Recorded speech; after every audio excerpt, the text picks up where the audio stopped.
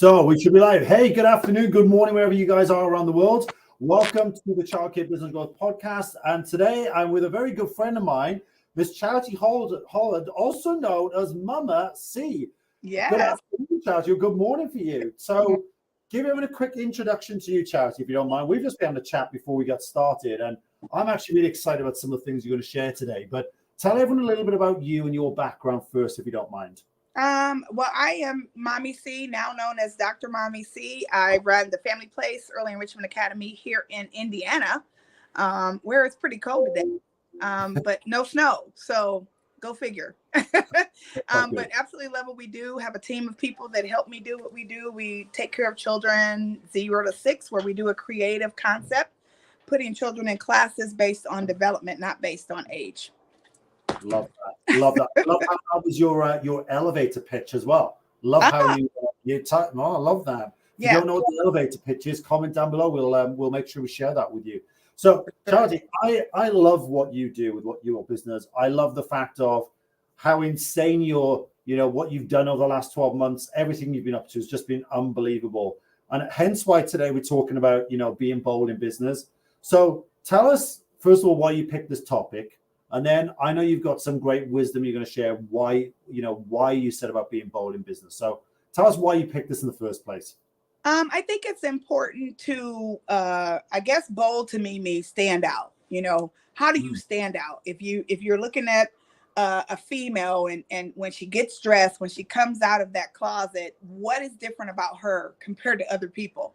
And if it's her hair color, or if it's an outfit, or maybe she picked those stilettos and that's the only thing on the outfit that's popping. That's the thing that's going to get the attention. And I think it's so important for businesses not to ever lose that piece. You want to always stand out. You want to always be bold. And the best way to do that is to know who you are. So, you have that understanding of what really makes you stand out. And we were just talking prior to coming on about, the problem is there's too many people being the same or just trying to not necessarily copy, but just replicate what other people are doing. And one of the things that's very different about you is, number one, your personality, very bubbly, very infectious. People love being around you, but you openly show that. People know you, that have that relationship with you. And one of the things I find a lot is a lot of childcare business owners, number one, tend to copy a lot of what others do, and there's no problem with that, but there is a slight problem, which I know you're going to talk about. But equally well, they're not the face of the business. And here at Childcare Business Growth, we're all about helping family-run businesses. And one of the reasons why is because we're trying to separate you. We're trying to differentiate you guys from the big corporates. Right. So tell us, if you don't mind, why. Well, let's go through. I know you got some top tips about being bold in business. Tell us your first one, and let's dig into that one a little bit. I think it's important to finish what you start.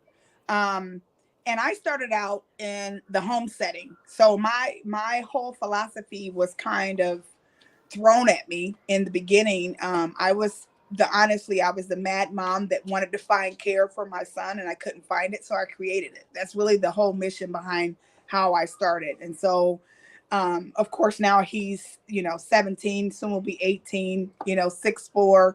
Taller than you, yeah. So 15 years later, he's totally a different child than what he was. But the mission holds the same, right? It's doing it for the right reason. And so I think if you finish what you start, you have to know your why you started.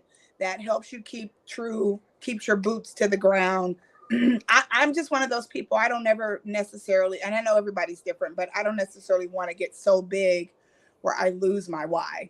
And so if you stay true to what the vision is and finish what you start, then, it will continue to grow and it will continue to evolve, but you'll always be looking at how to finish, how to get to that, end of the road. And when you stay true to what it is, then that helps. I love that. So in terms of why do you think people don't stay true to that? I deal with a lot of people who still have even home-based childcares. And I think people eventually just get so frustrated with, what's that slogan where they say, if you're constantly looking at the other grass, You'll never know what's happening with your yard. Yeah. Okay. You know, you're like, why is their grass always so green? Why is their grass always growing? Why? Well, if you're constantly looking across the street, you didn't realize all you had to do was turn on your water spigot, or just throw some fertilizer out there. Like, but you're so busy looking across the street, you didn't even get out there and work your own ground. And so I think a lot of times in business, people are so busy worried about the competition that you don't realize what you need to be doing. And so I always look at it. It's always me versus me. I'm never in competition with the people across the street. It's what can I do to improve me? How can my business grow? What can we do? Because that also to me helps you stay true to what you are. Yeah. If I'm constantly looking at what they're doing, then now I'm going to start thinking I need to do what they're doing. And that's not my culture. That's not my client. So in your eyes, you're literally tunnel vision on, this is my vision. This is my goal. I need to be aware, but I don't need to copy what they do. I just need to focus on making sure my grass is green and delivering the best I can be. I love that. Yeah. Honestly, the only time I really look at competition is at the end of the year when I'm doing, like a market analysis, when I'm looking at, hey, are my rates in line with the area, or, has this program around the corner offered anything new from last year? Yes. I'll kind of do like an overview comparison, or like with my new location coming up. Of course, I did a comparison, 15-mile radius. What are people doing? What are the hours people offering? That's really honestly the only time I'm looking at what everybody else is doing. Other than that, it's my door is closed to what they're doing, and I'm focusing on what's happening on the inside of my building. Am I taking care of my people? Are my clients happy? Do we need to change something, offer a new program inside? My husband even asked me a question the other day, because, now that we're looking at another location, and of course, maybe other locations in the future, he was like, well, aren't you interested in building the same model with all the locations? And I said, no. And he's like, what do you mean? These other schools have, if you walk in and it's on one side of town and you go to the other side of town, it's the same setup. And I'm like, no. I said, no family is the same. And my place is called the family place. So this particular building is more open concept. This building is going to be more closed off with a twist. The next building might be a home setting with the I want family place to represent the area that it's at.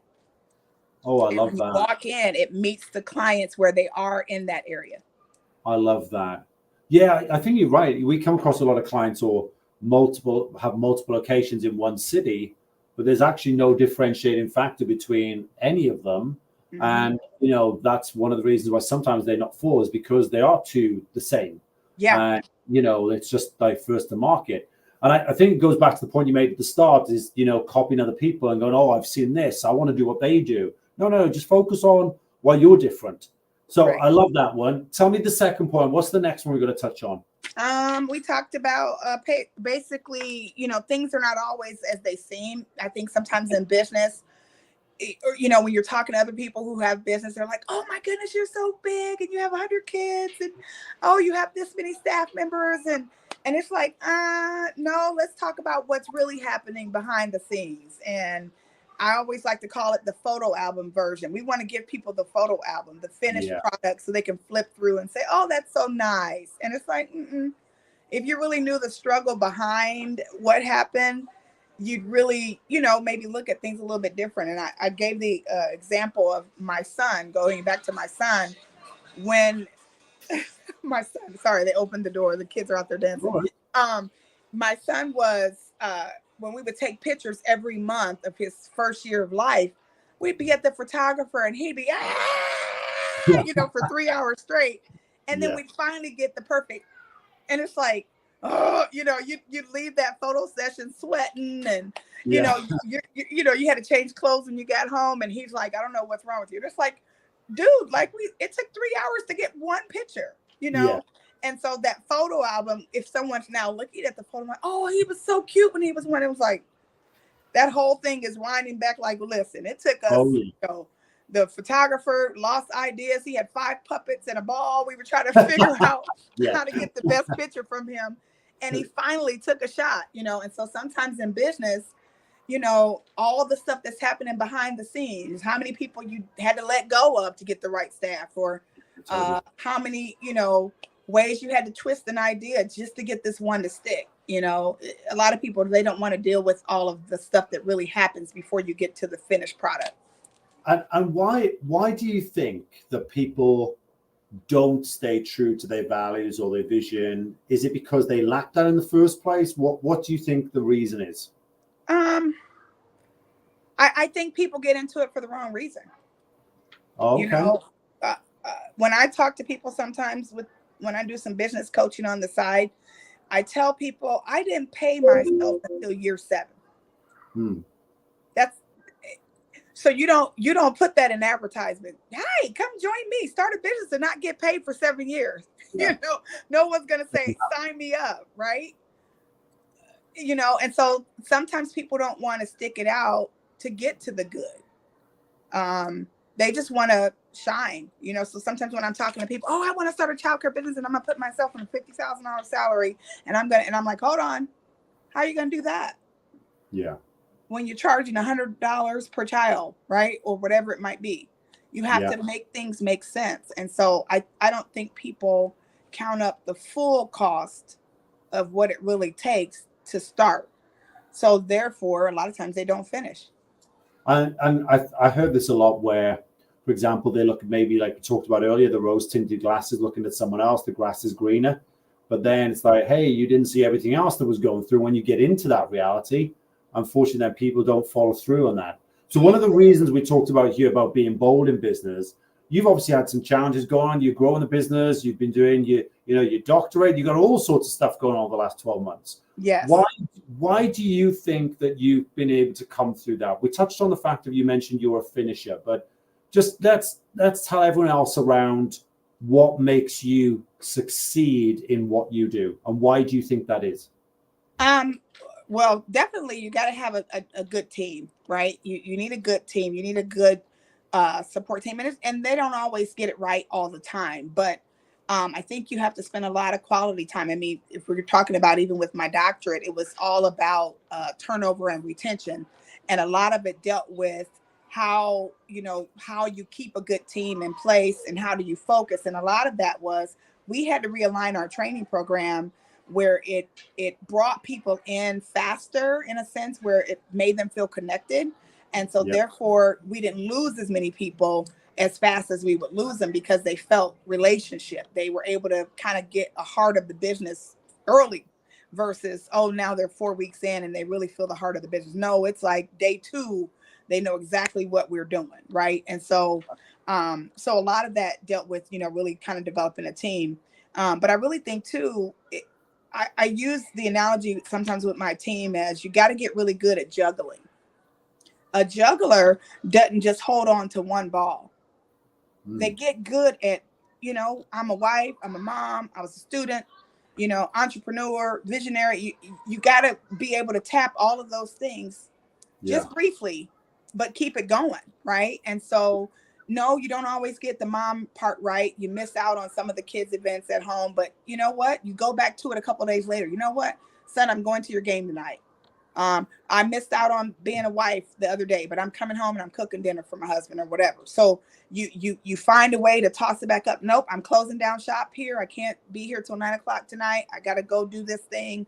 I got to go study, right? Or whatever it was. I had to get really good at juggling and giving yourself some grace, so you're not 100% everything all the time. How do you kind of make those judgments? Because I'm always looking at this. There's a book we do every year. My wife and I, we go through the best year yet, and we look at how have we performed across those 8 key areas of our life. Mom, dad, husband, wife. We look at all those areas and we evaluate. Like, hey, we scored this, and we also we score each other. And I love that every year because yes, that probably could cause some issues in some relationships where maybe you don't quite agree with your marks, but how do you judge it on a case by case as you're going throughout the year? How do you personally do it?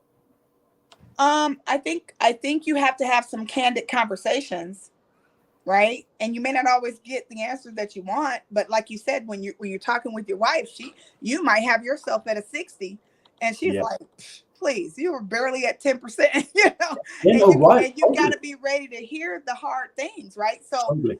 you know, with my team, for example, when we have our team meetings monthly, we sit down and we talk to the team. You know, what do we do well? What do we do horrible at?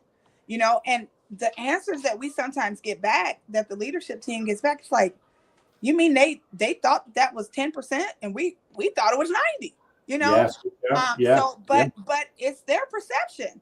When we Yeah. do surveys with parents, you know, you're thinking you're doing something right with the parents and the families, and they come back and say, you don't communicate well. And it's like, I thought we were doing, what do you mean Oh, we don't communicate well?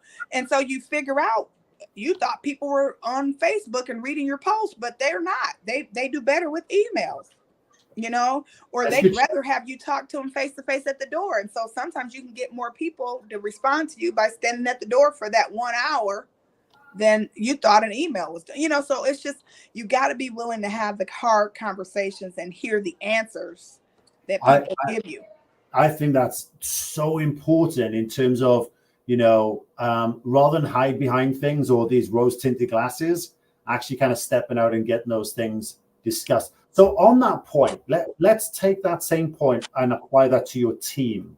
So you talk about having hard conversations. And I know you and I have spoken this before about conversations with your team members, but tell me, how do you approach that? Because I think sometimes what I see when I talk to teams, you know, maybe they're not doing the follow-up correctly, or they're not doing something, and the owner's like, oh, well, I don't want to put too much on them right now because they've got this going on and this going on. But ultimately, things are suffering as a result of that. Mm-hmm. How do you deal with those situations in your business? So I have like different, my own, of course, you know, again, I do a lot of research, and I go to classes and stuff where you find out what people call it. But here we call it powwows. So a powwow meeting is where we might take the toddler team individually compared to the infant team, and we do a powwow, and it's in my office, and we talk about, hey, this situation just happened yesterday. Why did it happen? Yeah. We know what happened, you know. So sometimes you got to stop right in the middle. I was talking to someone the other day, and I said, I wish it was an opportunity where we could just stop the world and not do anything and retrain everybody, you know, and then let's say, okay, now let's start again. But that's unrealistic, right? And I think sometimes in childcare, we don't have moments to stop. We're going so fast. We hire, we fire, we're firing. People are burnt out. People are quitting. People are doing different things. We just don't have time to do different things. But you got to take the time to say, when is the right time to stop? And we're like, we don't know, but we're stopping right now. We're bringing the team in right now. Put 3 of those people to cover that classroom, and those 5 that were in that situation, bring them in my office, because we got to talk about it. And sometimes we find out it was about some Doritos. I mean, it has nothing to do with children. Yeah. But if you can talk about the Dorito situation, I call them Dorito situations, then guess what? They're happier. We're going to hug it out. You're going to high five it out and get back on the floor. And now you just help that whole situation turn around because they figured out who ate the Doritos. So in that situation, then, is yours like an open door policy? If there's something going on where someone's unhappy about something, they bring it straight to you? Is that how you deal with it? I've created teams to kind of help with that. Like, so I've created job titles that probably no one else is going to know what it is. Again, because we're creative like that. So I have a person in my building called an ICA that represents an internal communication associate. She deals with all the communication inside the building. She deals with all of the flyers, any check boxes or charts. It just helps with the flow of the business. I have a floor manager. That person is the go-to person that if there's anything dealing with the maintenance on the floor, a light bulb is out, screw is falling out of the cabinet, and everybody's frustrated about this cabinet because nobody takes the time to screw the screw back in. I have a TNT specialist. She's the teacher and training specialist. So anything deals with teaching, training, curriculum, transitions in my classroom. I'm struggling with this particular child. Anything that deals with teachers, she's that person. So Nice. we created those different things so that every little thing doesn't have to come to me. They can go to those people. I need more copies. Oh, that's not me. Don't come in here asking for copies. Although the copy machine might be in my office. Yeah. That's the ICA person. Nice. And how do they had a run in with another teacher. That's the TNT person. Go to them. So it takes the pressure off for all the little stuff, but I can still handle the stuff if they can't handle it. How do you then incentivize those roles? Do they have additional pay? Do they have additional bonus? How do you structure that? They have additional pay, but all of those people are also on my leadership team. And I started this early. When I started looking back at it, Nick, it was interesting because when I started looking at and taking classes about how do you scale up, I was kind of already preparing myself to do that for the second location because we were growing and I needed to do that so that I didn't have to do everything. And so now that we're getting ready to, open our second location, I have my leadership team in place. So now I'm teaching myself to manage them and they manage the people. Love that. Love that. And so it was kind of already stair-stepping to that level. So here's where I think a lot of people will get stuck with this. And I'd love to get your thoughts or ideas of how you deal with it. So a big thing for me is people's mindset around, I can't afford to do that. I don't have the right team member to do that. There are lots of reasons, not necessarily excuses. I think sometimes there are excuses, but why do you think some people don't put these things in place? And how much of a difference has it made to you since you have put them in place? I think people don't put it in place. Some people don't know how, maybe. Okay. You guys were so instrumental for me. Okay, so I'll give an example. When I first started dealing with you guys, I was shaking in my boots because I was like, I can't afford this. This is gonna kill me. But then when I started looking at it, I was like, I can't afford not to. Like I'm gonna jeopardize losing everything because I don't want to pay out. Oh, I've frozen. Why am I frozen? What's happened? Oh, I don't know. I can hear you. Oh, sorry, Jay, you froze on me. Sorry, I could see you still live on Facebook, but I couldn't hear you there. I'm sorry about that. No idea. So I heard you say you said I couldn't do it. It was going to kill me. It was too. Well, I could hear, but I couldn't see. I'm sorry. Oh, okay. No, it's fine. I can repeat. So basically, I know, like in the beginning when I was getting ready to consult with Childcare Business Growth, I was like, I can't do this. This is going to be too much. But then when I really started looking at it, I said, I can't afford not to. Yeah. I was doing everything. I was doing my own business cards, my own website, my own advertisement. I was creating all of the flyers and sending it in the Vistaprint, and I was doing everything. And I knew I was doing my own marketing analysis. I was creating my own charts and follow-up. And I remember our first meeting when you got a hold of some of the stuff that I showed you. You were like, you're already kind of doing a callback system. You already know your numbers. And I was like, yeah. So it was very easy in a sense for me to plug and chug all that into your world. But I was able to sit back and say, oh, somebody else is good. And it took me a while. Like it took me talking to Kim. It's like, why are you doing that? Why are you sending that email to 5 different people? That's a pamphlet. Why are you, creating that again? That's a booklet. Why are you? And I was just like, oh, it is, So when I started really looking at all the stuff that I was doing, that's how I knew I needed to do a parenting class. When parents would come in, they would knock on my door just unannounced. Oh, I had a question about potty training. And I talked to one parent for an hour. Then the next minute, when that parent left somebody else, I got a question about potty training. It's like, I just wasted 5 hours of my day with 3 people talking about the same stuff. That's a class. Yeah, 100%. 100%. So I started looking at ways to minimize my time by creating it once, but giving it out 20 times. You've just given me another idea I'm going to share with you. Just off the back of that, that could easily be, all those questions you get from parents. I just want anyone listening to this, a huge child is pointed out there. Number one, it's a huge amount of your time, spending time going over the same thing. Like you can have a parent come to you today and then another parent tomorrow ask the same question. Yeah. Well, I always look at that. How can I take this now and how can I make this repeatable without me involved in the process? Absolutely. So, if you could record a session around that and put that into a members area or something for a parent, hey, don't forget, like, here's my content, or once a month or whatever it is. It's all about buying back that time. So I love that. But so because we use Facebook, Nick, to communicate with our parents. We have our group page. So when I did a Facebook class for parents who were interested in potty training, I now use that to refer them to. Hey, you're interested in potty training. Did you watch the Facebook video?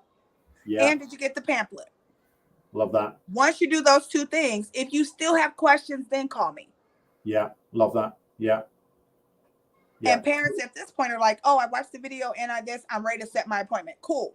They already know what I would have discussed with them a year ago 10 times, right? But now they've watched the video, they got the pamphlet. It takes all of that away from me now. Yeah, love that. I've got something I'm going to share with you off the back of this charity. You're going to blow your mind, honestly. Awesome. It's going to make it even better for you. So I love the roles that you put in place. We used to have one in our business called a parent partnership coordinator. And her role was basically to run everything to do with the families, everything. She would be doing the social media posting for the family. She would be arranging the parent stay and play sessions. She would be doing the whole thing. And she's now the company that bought us out. She's now doing that. She's actually the lead across that company now, doing it for all of them. But she just thrives at that role. And so if people are looking at this going, well, how do you start to implement something like this? You look at, obviously, for me, one of the things I would look at is what team do I have right now that would excel with that extra responsibility. So, for example, one of the big things we advocate is the importance of doing videos a lot, okay? Get those videos done. And that might be, well, I don't want to be on camera. I don't want to be the face of the business. Okay, well, there's probably someone else in your business right now that might want to do those videos for you. So get them to start to do it. Get them to take on more responsibility in terms of social media management. So the point I want to make to you guys is start to highlight, first of all, who might be able to take on those roles, who has the skill set required to be able to take those roles on. And I'm sure you're not, it's not huge compensation for you, but what you value is that you're buying back your time. Yep. You're giving that whole responsibility of that one thing to that one person, which I love. Yes. Sorry, carry on. I'm sorry. No, it's true because, like for me, I think it was so important because initially I would think no one is going to do that. Yeah. That's how I'd be like, no one's going to do that. But then when I looked at it, I'm like, they're already doing it. Yeah, exactly. This was that teacher that, like, I have a social media coordinator. This was the teacher that always complained at the meetings that everybody's pictures were horrible when they sent them in to put them on Facebook. Totally. Their pictures aren't lining up, Mommy C, with your mission. You said you want a clean cut picture, and the last pictures that we've looked at, we had kids with snot on their face, their shirts were wet. That's not what you want us to portray. So she had that eye. And I said, well, if I put her in charge, then she could scan the pictures before we post them. Yeah. So all pictures now go to our social media coordinator, and she posts them on Facebook. Yeah, totally. So she already had the eye. She was already looking through a different lens than everybody else. Everybody else was so fast and just trying to get a picture because each teacher had to post 10 pictures. They were just taking anything. And they didn't want to do them either, did they? They didn't want to do them. And then there are moments where now, because she's taken authority of that, now I can go directly with her and give her ideas. Hey, when you post, make your post a little bit meatier, put more information on it. This is about art. And this is about, title it, come up with some creative. So I gave her a list the other day of 100 different titles that you can attach now to a picture. So it's making her have to do a little bit more work, but she's getting paid for that. Yeah, totally. Yeah. And it makes us shine a little bit better because now our posts aren't so cheesy. It's not like, this is what we did today. Now it says something more than just, this is what we did today.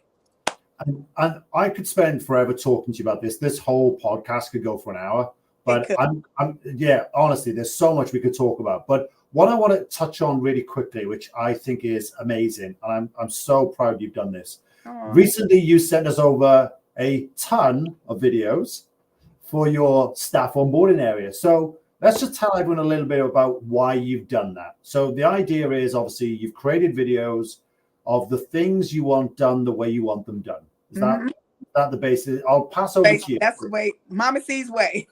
That's it. Mama C's way. This is the Mama C's way. Tell everyone, Charity, because obviously I tell people a lot, but it's better coming from someone else. Why have you done this? To remove error. Okay. That's the easy answer. And it's small, simple things that we do every day that is in our training manual. But when you look back again, because that was my dissertation, when you look back at training and how effective you want your training to be, you realize sometimes after training, people still have questions, but now they may not ask those questions because they feel like, well, I don't want to go back and ask that question because they're going to look at me weird because I should know this. Yeah. But it might have just been, we were so busy and it just didn't stick, right? So these videos are designed to put the responsibility back on the person so they can say, it takes the excuse away. So I forgot how to do a diaper change or forgot one step in my diaper procedure. You know what? Before I do this wrong, I can pull out my phone, scan that video, because that sticker is going to be right at that diaper changing table. And it's going to walk me through all the steps. It's like, oh, that's what I should have done. I forgot to lock the child in or whatever. Or I forgot to pull my glove out first. I knew there was a step I was missing. So now it puts that responsibility back in their hands. They didn't have to maybe feel stupid asking someone. I put it back in my hands. I knew there was a step I was missing. I picked it up on that video, and now I can go on about my day. Yeah, I love that. And I think the other thing as well, a big one for me is the amount of times we maybe bring a new team member on board, maybe it doesn't work out, okay, for whatever reason, whether that's on the team member or the company, just they didn't feel it was the right fit. The amount of time people spend onboarding staff, or it's designated to someone else, and obviously the effectiveness of that training dilutes as you go down. Part of the issue with that is what you've done here is you've basically taken the book, The E-Myth by Michael Gerber, and you're just systemizing everything the way you want it done. So not only is it removing error, but also it's buying you back a huge amount of time and your team time. Because there might be, for example, a team leader in a room right now that's saying, hey, you know, you didn't quite get that process right. Just go back and watch that video. You've got it. They don't have to explain it every time now. I remember there's an example of a particular client we work with in Canada. He kept telling me, I have to get the team to try, you know, I have to show them how to change the dishwasher or how to load the dishwasher twice a day. It's like, okay, we got to stop that right now. So got him to get a video. He went straight in, recorded a video of the dishwasher, sent it to us. We built in the members area. He put a QR code up. And I said, I never, ever want to hear you having to train someone how to load the dishwasher again. It sounds stupid, but it's actually really simple process to put in place. It is. And it also made the team feel, man, I got a chance to do a video because she saw that I was the perfect person. And it might have just been how to put the vacuum back together. You know, it's the small things. And they were like, I was on video. She thought I did such a good job at doing that. She put me on camera. It's like, well, you're the person that could do it. Yeah, great. You know, but it just makes them feel like I'm a part of something, right? And everyone had a chance to contribute. What pushback we get sometimes is, oh, my team won't do that because they're really busy. And then I always give them the analogy of, well, okay, you know, when your team members get really annoyed, someone doesn't do it the way you want it done. Yeah, it happens all the time. Okay, well, if you did this one video, it'll never happen again. Because all you've got to do now is to point them back to that video, the exact way you want it done. Absolutely. You show them again. So if you guys haven't started to do that, you haven't started to systemize it, make sure you guys put that in place. So Charity, just to wrap up here then. So being bold in business, let's just recap those 3 points we started off with. Okay. You know, really you want to finish what you start. It's so important that you stick to the plan. You say you're going to do something, do it. I tell my team, if we advertise it on our tour folders, we better be found doing it. Because if we're not doing it, we're liars. If we say we're open at 5:30, I don't want to have my opener late every day because now I'm not doing what I said we were doing. You know, if we say we end breakfast at this time, we want to make sure we do it. So everything that we do, we want to make sure that we're doing it the right way. Also keeping in mind, things are not always what they seem. When you see a business owner shining on the news or on the website and they have that crisp video, you didn't know it took 10 times to get to that end of that result, right? And so sometimes you might want to have those hard conversations with those people who you might see as, oh, that's how I want to be when I eventually have my business. If you really sit them down, they're going to tell you, sit down, let's have some coffee. Let me really tell you about the inside of what really happens behind business.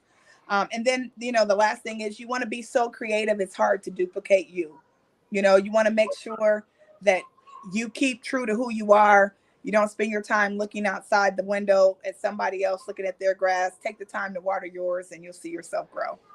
I love that. Charity, guys, so give some love in the comments. I can see there's already quite a few people putting in comments saying love it. Awesome. Charity, you crushed it as always. I know you've got some exciting plans over the next 12 months. Yes. You're opening a new location. You've got a lot going on. But I just love what you're up to right now. I've got a huge amount of respect for you and the team. And I'm looking forward to us catching up in January.